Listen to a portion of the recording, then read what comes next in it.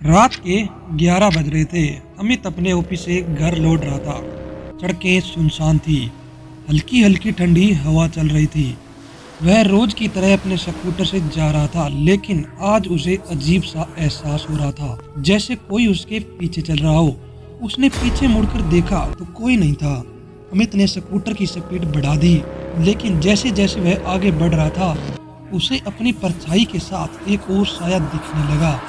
वह घबरा गया। अचानक सड़क किनारे खड़ा एक आदमी उसे हाथ दिखाकर रोकने लगा।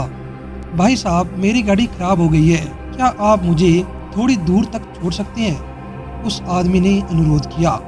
अमित ने उसकी तरफ देखा। आदमी अधेड़ उम्र का था, सफेद कपड़े पहने हुए थे और उसकी आंखों में एक अजीब सा डर था।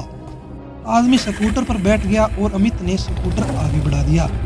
रास्ते में अमित ने पूछा, आपको कहाँ जाना है?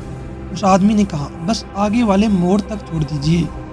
कुछ मिनटों बाद अमित उस मोड़ पर पहुंचा और बोला, आप यहाँ उतर सकते हैं। लेकिन जब उसने पीछे मुड़कर देखा तो स्कूटर की पिछली सीट खाली थी।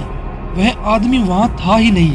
अमित के हाथ कांपने लगे। उसका दिल जोरों से धड़कने लगा। उसने स्कूटर रोका और चारों तरफ देखा, लेकिन वह आदमी कहीं नहीं था। डरते डरते उसने अपने स्कूटर को फिर से स्टार्ट किया और तेजी से घर की ओर भागा। जैसे ही वह घर पहुंचा, उसकी माँ ने दरवाजा खोला और चौंक कर बोली, अमित, तुम इतने डरे हुए क्यों लग रहे हो? अमित ने सारी बात बताई। माँ ने उसकी बात सुनकर गहरी सांस ली और बोली, बेटा, जिस मोड़ की तुम बात कर रहे हो, वहाँ कुछ साल पहले एक आदमी की सड़क दुर्घटना में मौत हो गई थी। लोग कहते हैं कि कभी कभी उसकी आत्मा राहगीरों से लिफ्ट मांगती है।